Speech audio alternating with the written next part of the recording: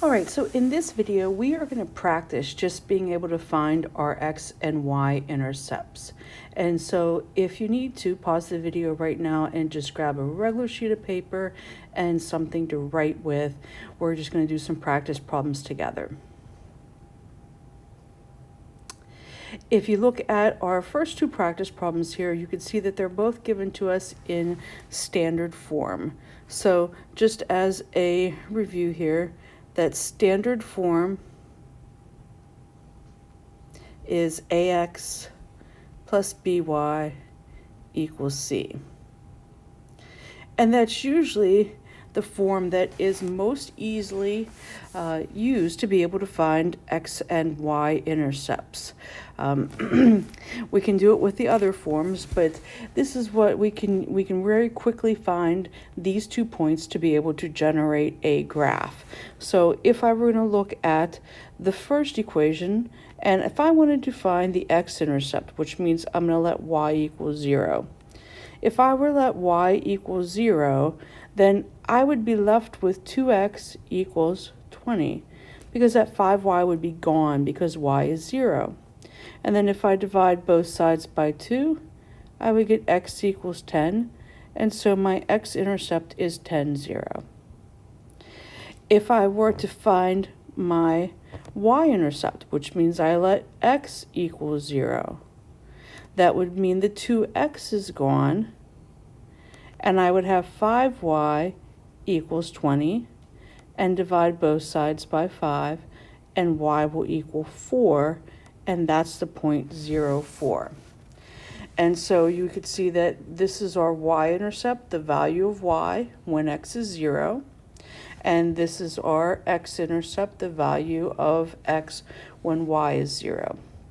And one of the reasons that we do this is that we're able then to generate what we call a quick graph. Just by looking at 2 points, we would be able to say that 10, 0 is all the way over here, and that 0, 4, and by locating those 2 points, we would then be able to generate the line that goes through them. Okay, let's look at another one. Your choice here, you could either pause the video, try it on your own, or work along with me.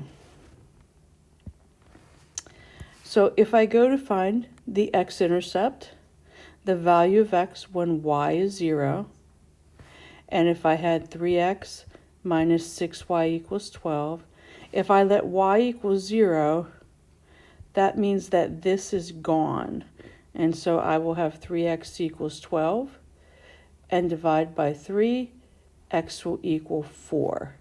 And so my x-intercept is 4, 0.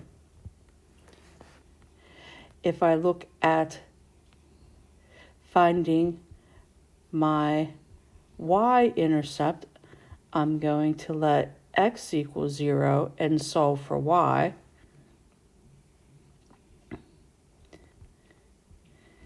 Which would mean that this is gone, and I need to be careful that what's left is a negative 6y equals negative 12.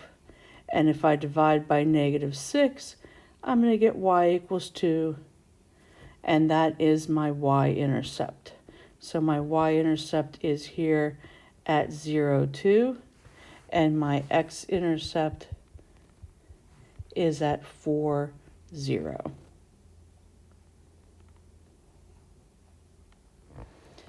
All right, so let's take a look at 2 more problems where we're finding the x and the y-intercept. You can see that this time, these problems are given to us in slope-intercept form. And remember that slope-intercept form is just y equals mx plus b. And what is easy to find with these, it's easy to find the y-intercept. In fact, we don't have to do anything at all. The y-intercept is right there for us. So I can look at this and say, well, the y-intercept is 0, 12. and the y-intercept here is 0, -6. So when we're given slope-intercept form, that intercept is the y-intercept, and it makes it very easily to find. Now, the x-intercept is sometimes a little trickier, but we have to think about us doing the same process that we have done with the first two practice problems we did. We want to find the value of x when y is 0. So if I let y equal 0, I need to figure out what is x going to equal. So I've just taken, I put a 0 in for y, and now I need to solve this equation.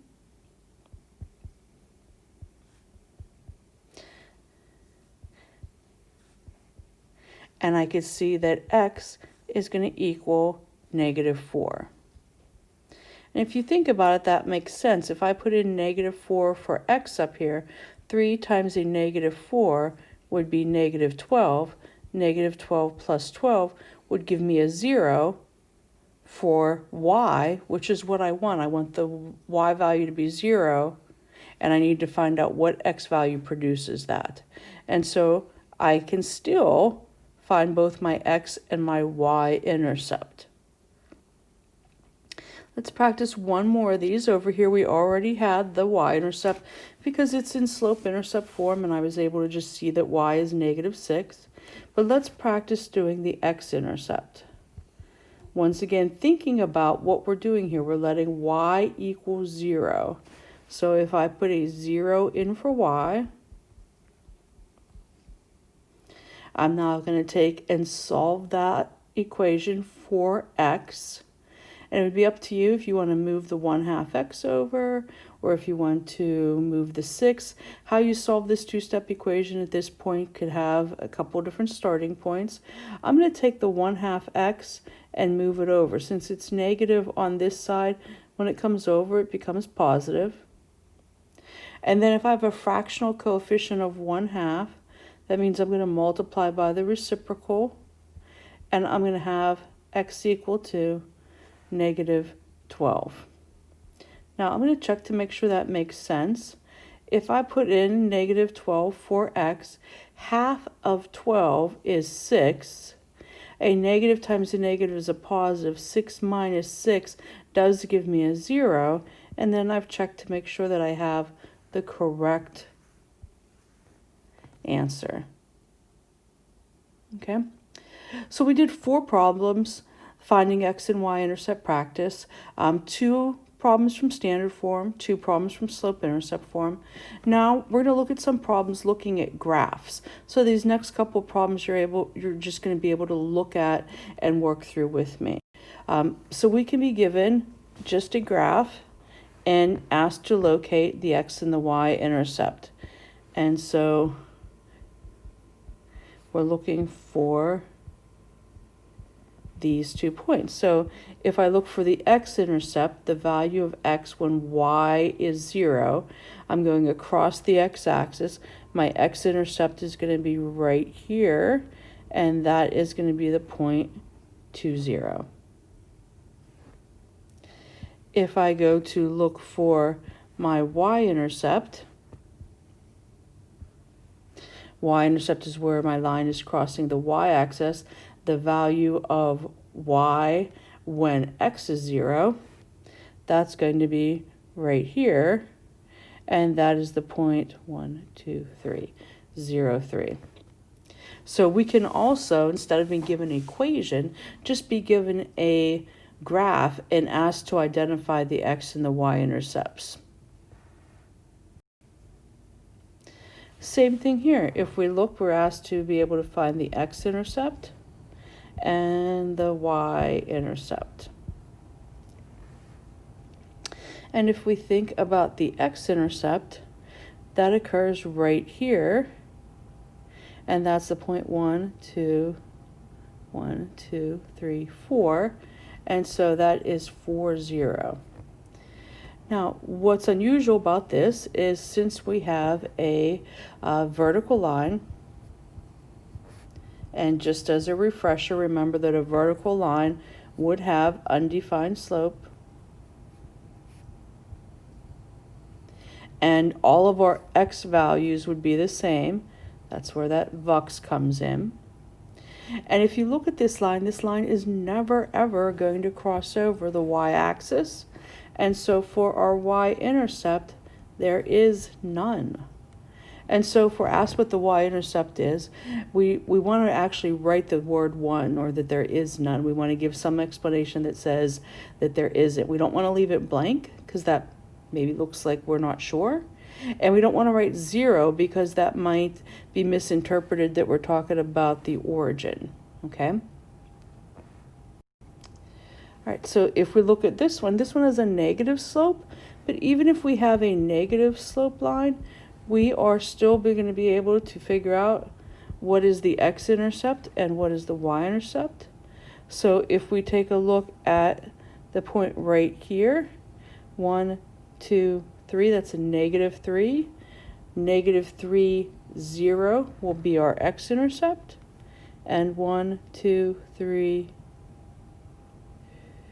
4, 5, 0, -5 will be our y-intercept. So once again, we're just practicing if we are given a graph, can we pick out those x and y intercepts? One more to look at. If we look at this one and we're asked to find the x-intercept and the y-intercept, if we look at the x-axis here, because we have a horizontal line, and as a review, our horizontal line has a slope of 0,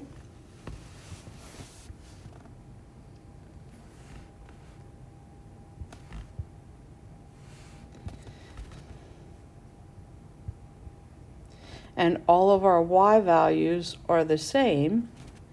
When we look at this, we have the same y value because the y value is here at 1, 2, 3, 4. So that tells me that my y-intercept is at 0, 4. And if you look at this, because it's a horizontal line, it is never ever going to cross over the x-axis. And so my answer here is none.